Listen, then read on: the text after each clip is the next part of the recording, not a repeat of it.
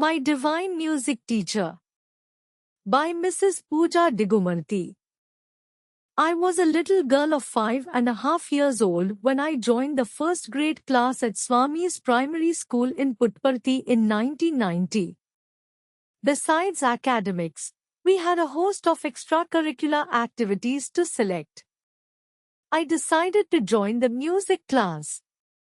We could choose from two types of music: Hindustani, North Indian classical, or Carnatic, South Indian classical. But in reality, there wasn't much of a choice for the students. The teachers assigned the child based on his/her mother tongue.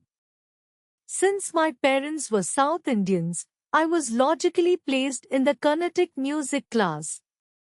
Since we had been residents of Bombay, Mumbai today, for several years, I spoke Marathi and Hindi at home, more aligned with Hindustani music. I wasn't familiar with the tongue-twisting lyrics of most southern classical music. Facing the music while learning music the first day of music class was one that I can never forget.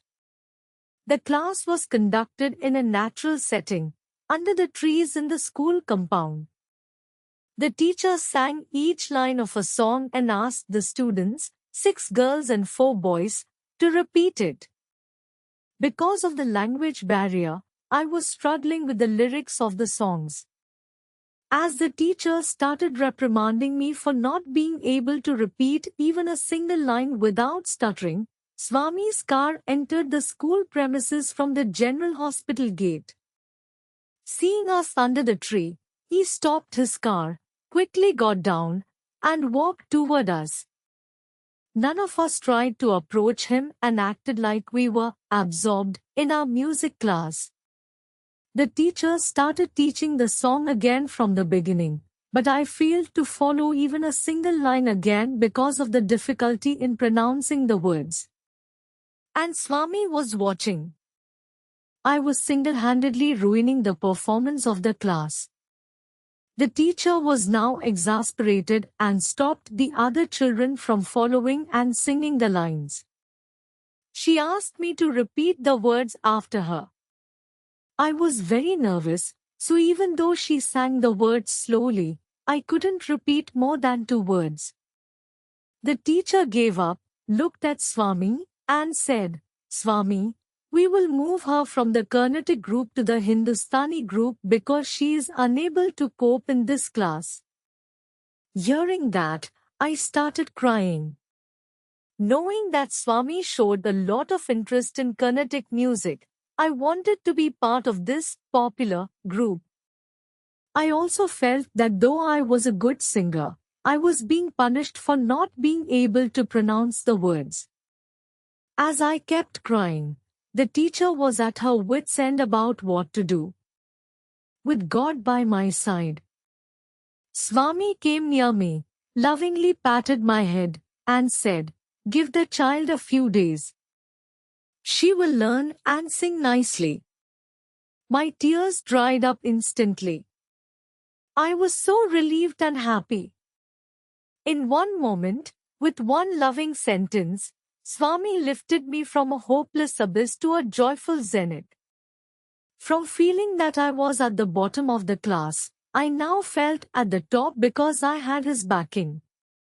I began to put all my efforts into practicing and pronouncing the difficult words. His love motivated a 6-year-old child to practice for hours on end. In 2 days, when we had the next music class, I doled out all the lines to perfection, to the teacher's complete satisfaction and utter amazement. The Lord enters at the right moment. When the world gives up on you, God is the only one who lovingly supports you, for He knows you and your heart. I felt that with God by my side, there was nothing I could not achieve. Divine management. When I was in 3rd grade, our Carnatic music teacher got married and left Puttaparthi. We were all worried because we were without a teacher. I wrote a letter to Swami sharing everything that was going on in my mind and heart. I prayed to Swami to send us another music teacher soon. During darshan that Sunday, Swami walked straight to me and took the letter. Even as I smiled gratefully, he opened the letter and read the contents. Then he asked, "You want another teacher now? How many more teachers do you want?" When I did not respond, he asked, "How many teachers are there now in the school?"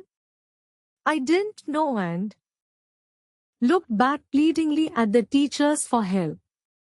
Some of them mumbled a figure, and I meekly repeated it to Swami. He then smiled and lovingly patted my head, saying that we should all join the Hindustani music group and that Kya Auntie would henceforth teach us music. Thus, both groups were merged, and then we all started learning Hindustani music. Though I always wanted to learn Carnatic music, I was ready to change to Hindustani music the moment I knew Swami wanted it that way.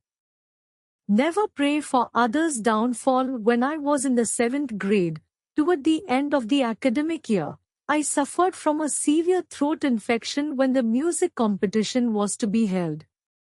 I prided myself on winning the first prize in music every year and the privilege of receiving the prize from Swami, along with the coveted Padnamaskar. I wanted to win the first prize again. But I could barely even whisper a few words without coughing. I was feeling very bad, but what was I to do? I decided to seek help from my Swami.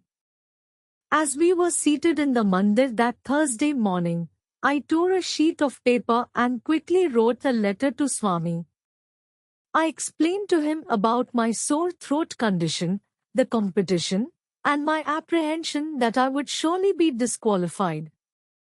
I feared the other students, who may not be as good singers as me, would eventually get the prizes.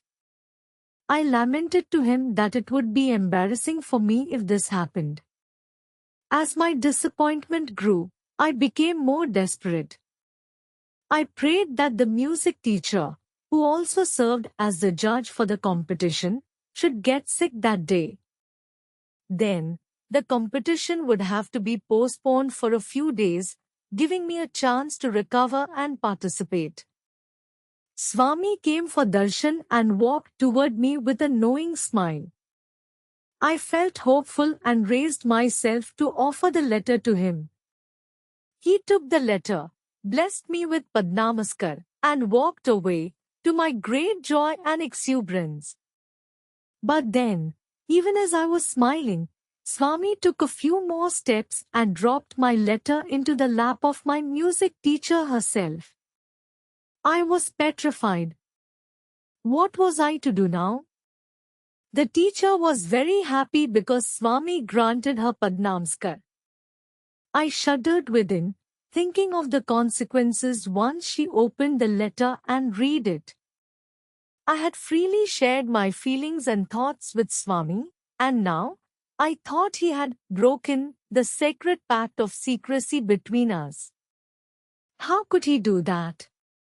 Swami went in, and after a while, the bhajan started. An idea struck me. My music teacher would close her eyes through the bhajans every day. I thought I could sneak to her during the bhajans and steal the letter from her lap. However, to my dismay, she was so filled with the joy of getting Swami's blessings that she didn't close her eyes at all.